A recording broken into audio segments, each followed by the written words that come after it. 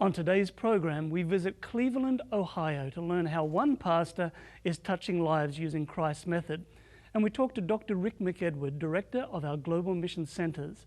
That and much more coming up next on Global Mission Snapshots.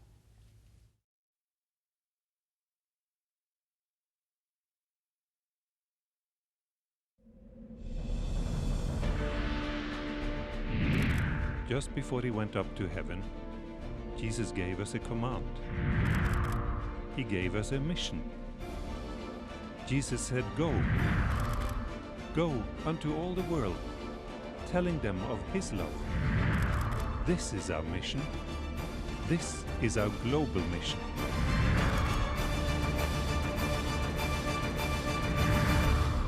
Hello, I'm Gary Krause, and welcome to Global Mission Snapshots. Each week on this program, we look at what's happening in Adventist mission around the world. Global Mission focuses specifically on reaching unreached areas of the world and unreached people groups. For many years now, we've focused on the 1040 window, an imaginary rectangle between 10 degrees north latitude to 40 degrees and stretching from northern Africa through the Middle East into Asia. Today we'll be talking with Greg Whitset, who is the director of the Global Mission Center for East Asian Religions. Pastor Whitset and his family have spent many years living and working in Southeast Asia, right in the heart of the 1040 window. We'll also talk with Rick McEdward, the director of the study centers, about their vital work. But first, let's visit an American pastor touching lives in the inner city by following the method of Jesus of mingling, showing sympathy, ministering to needs, winning confidence, and bidding people to follow Jesus. I was asked to come into the city of Cleveland and plant a church, and I was told that you need to live in the community that you're going to plant a church. Many pastors don't even live in the communities where their churches are. So I live less than a mile from this place. I live in the community. I shop and walk the streets and get engaged in this community. People know me. And what we do here won't work everywhere. I know that. You can't take and replicate this in New York City or in Atlanta, Georgia. Most of the people that I minister to here would not fit in a traditional, rural, small town Adventist church. These people are low education, low income, been on social services all their lives, and you are not going to turn them into a middle class, educated Seventh-day Adventist. The people that I'm ministering to don't get it, and they won't get it just because I come in and give a health seminar or an evangelistic campaign. They need me to walk alongside of them. But I think that what we're doing here, at least in Cleveland and in the area that I'm familiar with, is reproducible, and it is effective. Now, as far as baptisms and all of that, this is a long-term ministry. Have we gotten baptisms? Absolutely. I've gotten, over the last 4 years of doing this, about a dozen baptisms that where people have come to me and said, I want to be a part of this. So we take them through, and Eric is a great example of a person who came in off the streets, a person who was an alcoholic and destitute, who was homeless, and he was impacted by our compassion, not by our theological acumen. And today he is just an amazing example of what can happen if you spend some time and you care about these people. Yeah, and I remember when I asked Kevin to baptize me.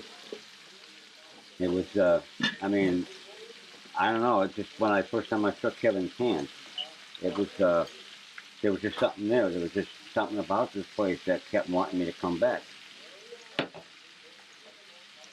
And I'm glad I did. Like I said, it's, I don't take any credit for my sobriety. It was all God.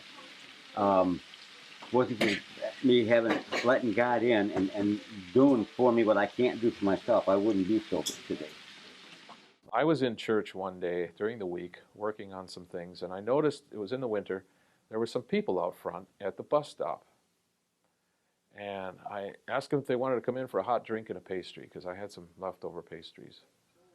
And that's how the breakfast ministry started about 2.5 years ago, was just simply inviting some cold people at the bus stop to come in for a hot drink. From that, we ended up with our breakfast ministry, which is now 4 days a week. We want to make it 5. We get from 10 to, today we had 35 people show up. Coming in, we serve them a hot breakfast. We try to serve them a healthy breakfast. Saturdays, we still serve a community meal. On average, we have about 1,000 community members who walk through the door of our church every month. Do people have a dependency on us because of our services? Yes, to some extent. But they know us by name. When people come in today for the food pantry, and I'm walking around, people are calling me Reverend or Father or Pastor or whatever. They know who I am and they know what we are. They know the name Seventh-day Adventist. They are not turned off by it. They're not offended by it. They frequently take our literature. We give away cases of literature a month because at our foyer we have this literature rack of all kinds of Seventh-day Adventist literature. We give away all kinds of Signs of the Times magazines. People know us. They connect the logo and the name, and they're reading our materials. And people are taking it because they want it, not because we send it to their door and they throw it away. They're coming in and reading our material, and the reason they're doing that is because they've got a relationship. They've put a face and flesh and bones to a name, Seventh-day Adventist. And yeah, we have a great reputation. Keep moving downstairs. I have a flyer up here in case any of you are interested. We're starting Bible studies on Wednesday mornings after breakfast. It's open to everybody. So we'd like to invite you to grab a flyer. You are not going to break into those communities, do a big event, and then just drive out. And if you've got a lot of people driving in, coming to that church, you will never make the connections in the community that we have done by being here, this ministry of presence. And that's the mentality or the message of ministry of healing. Jesus' method alone is that you have to walk alongside these people, and some of them for quite a while, to build trust, confidence, so that they can listen to what you have to share.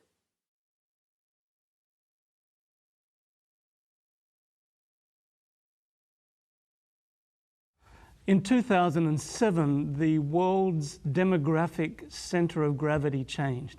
For the first time in that year, more people were now living in urban areas than in rural areas, something that's easy to forget about when you are in the 3ABN studios in Southern Illinois. But Rick, my next guest, you are the director of the Global Mission Centers, and one of the focuses of one of the centers is on this very thing, urban areas. It is, and not only is it a focus, but it is a challenge. Yeah, a growing challenge. I get a chance to visit around to some of the world's largest cities, and I have been stunned to see how do we connect with that challenge. Yeah. Now, Japan, for example. Yeah, actually, I was recently in Tokyo, spent several days there, and it's a busy place. Right near where we have an Adventist church, there is probably one of the busiest business districts in all of Tokyo. But what's unique about this is it has people who dress up in different kinds of characters. Right. There's what they call manga and anime and gothic and baby doll and different kinds of, they take on different characters. They're like tribes. Yeah, well, and what they do is they live a second life on the weekends that is totally different from their ordinary life. Some people do it, I think, all the time. And I start wondering, how do we connect? And then right next door to this very postmodern group are the very traditional Japanese cultures. The traditional dress, the places where they show the emperor shrines, buying amulets for different solutions. And you just have to wonder, we're right there in the middle of them, our churches. How do we connect with the people who are all around us? Yeah, that's quite a contrast, because the church represents tradition, history, a certain way of doing things, but you're in the context of a changing demographic. Well, and not only that, but our tradition, the way we've always done things, doesn't even connect with their traditional culture. Right. So you have these divergences within. How do we prayerfully have a mission that matters? Good question, Rick. Can you please answer that? Well, actually, I do think that in other cities we've seen some glimpses of solutions. Okay, tell us. One of them was in Taipei, Taiwan. Taipei is one of the world's largest cities. It's enormous. You have Taipei 101, this huge skyscraper, one of the largest buildings in the world. You have a very technological society. And there, right in the shadow of Taipei 101, is our Adventist hospital. There, coupled with the church, and the Adventist hospital there in Taipei is ministering to the needs of its community. I think you brought some pictures of that. I did, actually. There's some pictures. And, they have different ways. They have a fitness center. Right. They have, even the mission of the church, of the hospital, states clearly that they are connecting spiritually with people, helping them live a better life. They have a fitness center, a restaurant, vegetarian restaurant. They have a way of touching the community through lifestyle. And one of the beautiful parts about their connecting with lifestyle is that they are able to then connect with the neighboring church. There's a church, a Seventh Adventist church, just across the way. The fence borders it. And they are able to share together, and the pastor is involved with the Lifestyle Center. And by being involved, people are finding hope and truth and coming to know Jesus. Because it doesn't matter what clothes you wear or what tribe you belong to. That's right. We all have health needs, so it's a connecting point. Absolutely. There's another one that I'd like to share, and I brought a picture of it.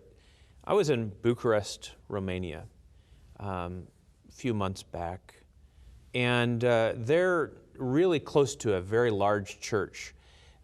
I met a group of people that were so special. This group of people were all focused on developing a center of influence, again, a center that would connect to the needs of the community. It happened because the man in the picture in the wheelchair, actually some years ago, growing up as an Adventist, but some years ago had a tragic accident where he jumped into a pool, and the pool didn't have much water in it. It was supposed to, and he was paralyzed from the neck down. For some years, he struggled with his paralysis, but the Lord gave him a new vision, a new heart, and he decided that he wasn't going to sit there and just do nothing. God gave him actually a mission to other people who have been through tragedies. So he began to write a newsletter, which developed into a full-fledged magazine that has a subscription base of 4,000 people around Romania. They started having a social get-together where people with visual impairment or physical handicaps could come together. And now they've actually started a church on the same campus and on the compound there that has about 50 to 70 people coming who, from a handicap background, have become church members, who love the Lord, who have seen a church that reaches out and touches the needs of the community. And this is now being replicated around Romania and other places. Great story. Excellent. Beautiful, yeah. Rick, thanks for sharing with us some of the challenge, but also some of the directions that we can be going in meeting that challenge. Appreciate it. Thanks. And viewers at home, please pray for the mission to the cities. What a tremendous challenge. And if you want to learn more about what the Seventh-day Adventist Church is doing, visit missiontothecities.org, missiontothecities.org. You'll read there about centers of influence and many other wonderful initiatives to reach the cities with God's love.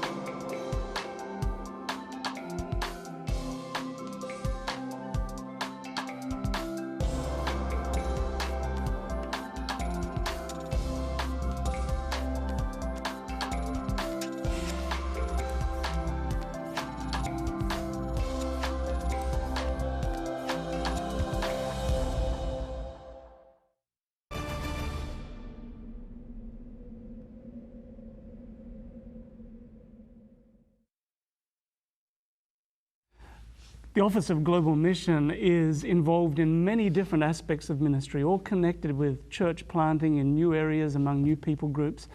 One of the most significant things that we have been doing for the last several years is supporting global mission centers. And I'm delighted to welcome Pastor Greg Whitset, who is the director of the Center for East Asian Religions. Greg, thanks for joining us. Thank you for having me. Now, you arrived here last night from how many hours of travel? I don't like to count. It was over 24 hours. Yeah, so you came from Bangkok, Thailand, and you're looking remarkably bright, so thanks for joining us. In your work, you're working with people who come from a totally different outlook and perspective and background than most of the people viewing this program. Yeah, that's true. And one of the challenges as Seventh-day Adventists is in these areas, how do we mingle, how do we connect with people who see things differently to us? Can you talk to us a little bit about that? Yeah, whether it's next door, the place we've grown up and lived all our lives, or whether it's like me living overseas somewhere that's a very foreign place, people are people, and Christianity is all about being a blessing to those around us, to live in favor with both God and man. Mm-hmm. And so one of the greatest joys of living in Asia, of course, is spending time with our neighbors, getting to know them, and we do a lot of learning. A lot of times as a missionary or as someone representing Christ, we want to do the talking, but God has given us two eyes, 2 ears, and other sensory organs to be able to learn from, and only one mouth. So it's important to spend time learning. And one of the things that I've learned over the years is that there are certain events that are really important to Asians and to Buddhists specifically. One of the most important event actually is the last one in your life, your funeral. Yes. Because this represents a passage from this life to the next. And so as Christians, it would seem that if it's an important time to be with people when it's important to them, that we should actually be with people during those times. So I have found it quite a learning experience, and also to deepen relationships by going to funerals, of all things. Well, part of the challenge, though, is that in the funeral ceremonies of some people groups, there's parts of it that we as Adventists would say, hey, that's not the way we want to do things, right? Oh, of course, yeah, that's true. But that shouldn't remove from us the ability to with respect, join in. A funeral, first and foremost, is a life crisis. Right. It's a time when people are mourning. It's a time that they are struggling with the loss of a loved one. And as I read my Bible, I see that Christ was with people when they were hurting. And so there's a very basic human need at that time. And certainly Christ would expect us to be with hurting people. And so when we go to the funerals and that sort of thing, we of course are aware that things are quite different. We're not in Kansas anymore, so to speak. Right. But it's a good opportunity to represent Christ's love. Yeah. Are there any ways that Adventists are using this as a vehicle to connect? I mean, for Adventists who are torn between their heritage, the way they've always done it, now they're doing the Christian way, how can we try to combine those two together? This is a great challenge, what you're mentioning here, because as Christians, we read our scriptures, and we emphasize our truths, but we're also taught by those who've gone before us. We've been discipled by other Christians. And oftentimes we're not even aware of the things we pick up, just because we value those who've brought us the good news. And we pick up things from them. And one of the things that has happened over a period of decades, of course, and generations, is that the church, even in Asia, has become, in a way, westernized. Right. And this creates a great divide, not only because of belief system, but also of lifestyle, practice, and that sort of thing. Some of that is normal, but some of it is unnecessary. Yeah. And so funeral has ended up becoming a challenge where instead of pulling people together, it's almost isolating, and where Buddhists value the interdependence, the cooperation, and the harmony in the community, they see Christianity as something coming in and dividing their community. But it seems that it would be wise for us to find ways that we can participate in these funerals, to come to minister to people without violating our faith. Right. You know, staying true to what we know is true. And so actually one of the things that we're doing at the center is having a discussion. What can be done? Because right now, a lot of times, each church, each pastor, each field is doing what's right in their own eyes, and that may work locally, but overall, there's a lot of need to find ways how